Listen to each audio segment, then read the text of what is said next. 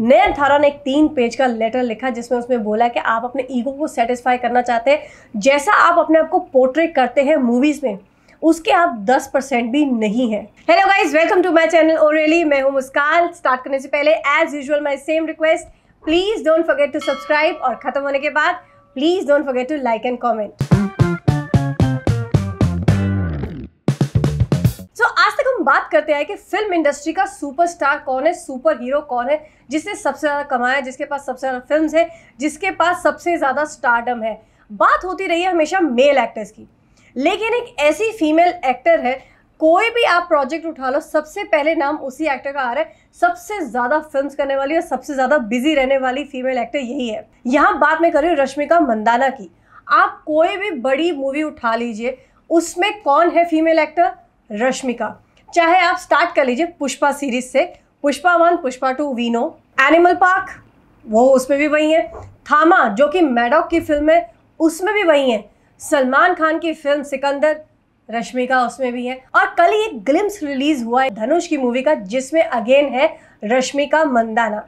तो मुझे ये नहीं समझ आता ऐसी कौन सी मूवी है जिसमें रश्मिका नहीं होने वाली है। हर एक्टर के साथ काम करी, तो मुझे लगता है जैसे हम बोलते हैं ना मेगा स्टार, मेल्स में फीमेल्स में इस वक्त जो मेगा स्टार है वो है रश्मिका मंदाना। सब्जेक्ट भी अच्छे ले रही हैं और हर जगह दिख भी रही हैं। अब जब बात हम कर रहे हैं कुबेरा मूवी की, जिसका हमने कल ही ग्लिम्स देखा, पहले तो मुझे ये समझ नहीं आता है, जब इन्होंने टीजर रिलीज किया था, एक छोटा सा टीजर भी नहीं, अनाउंसमेंट किया था कि ये मूवी आने वाली है, तो उसमें भी मतलब वो 30 सेकंड का छोटा सा उसमें धनुष का हमने दिखाया था लुक था और पीछे एक बैकग्राउंड म्यूजिक चल रहा था। अब ये जो ग्लिम्स आता है इसमें भी कुछ नहीं है, इसमें भी सिर्फ बीजीएम चल रहा है, कोई डायलॉग नहीं है, कुछ नहीं है, बस भागदौड़ वाला सीन चल रहा है। एक जगह बहुत गरीब दिख रहे हैं धनुष और एक जगह दिख रहा है कि हाँ शायद उन्होंने कुछ जिंदगी में कमा लिया है। सो बेसिकली ये जो मूवी है वो धारावी के ऊपर बनाई गई है, जो धारावी से जो स्लम एरिया है यहाँ मुंबई का, उसको बैकड्रॉप लेकर ये बनाई गई है। और यहीं से एक आदमी निकलता है जिसका स्ट्रगल होगा और उसके बाद वो कैसे रिच हो जाता है और एक माफिया बन जाता है।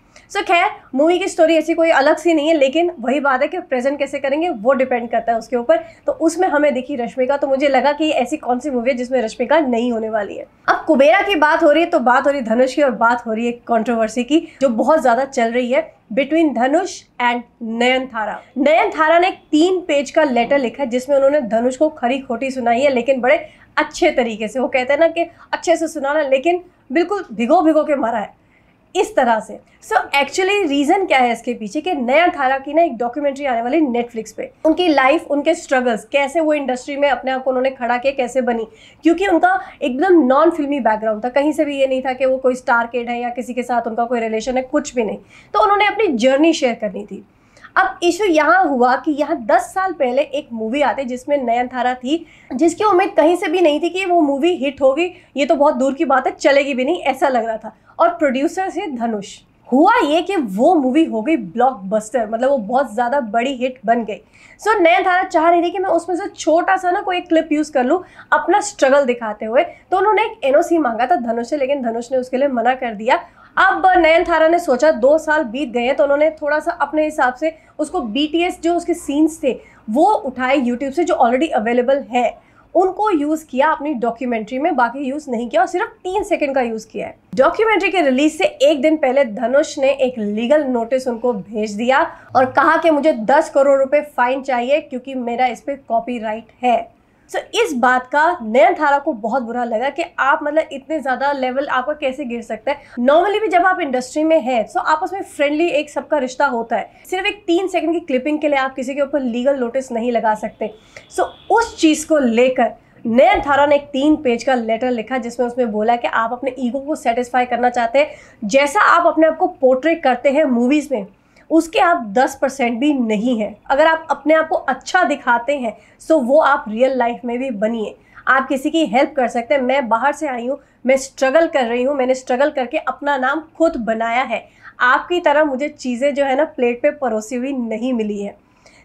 आप इससे ऊपर उठिए, और अगर आपको नहीं समझ आ रहा है तो मेरी डॉक्यूमेंट्री देखिए, उसमें से आप बहुत कुछ सीख जाएंगे। मुझे ऐसा लगता है कहीं ना कहीं नयनतारा ना सही भी है, मतलब ऐसा नहीं करना चाहिए कि आप ज़बरदस्ती अपनी ईगो सेटिस्फाई करने के लिए, या फिर अगर आपको कोई पिछला उनके साथ एपिसोड रहा है उसकी वजह से आप उनकी पूरी डॉक्यूमेंट्री खराब करने की कोशिश करें।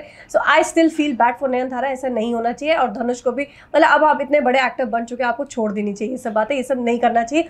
ऑलरेडी पीछे की 2 फिल्म्स आपकी अच्छा काम नहीं करी है, तो आपको दुआओं की बहुत ज़्यादा ज़रूरत है।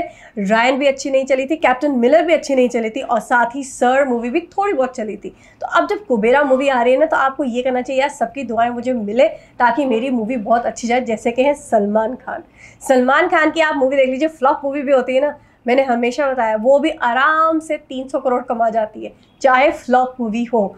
तो हम हिट की तो बात दूरी छोड़ दें, लेकिन क्यों? क्योंकि उनके साथ बहुत सारी दुआएं हैं। उनकी सिकंदर मूवी तो आने वाली, हम सबको पता ही है, जिसकी शूटिंग ऑलमोस्ट कंप्लीट हो चुकी है, और इस वक्त उनका पूरा फोकस अपनी मूवी के ऊपर है। और हम सब फैंस जो है, हमको उनका इंतजार है कि कब आएगी सिकंदर मूवी, जिसमें अगेन है रश्मिका मंदाना। सो आपको क्या लगता है कि नयनतारा सही है कि धनुष सही है? मुझे जरूर बताइएगा इस वीडियो के कमेंट बॉक्स में, और मैं आपसे जल्दी मिलूंगी एक नए वीडियो के साथ और पुष्पा 2 के अपडेट के साथ।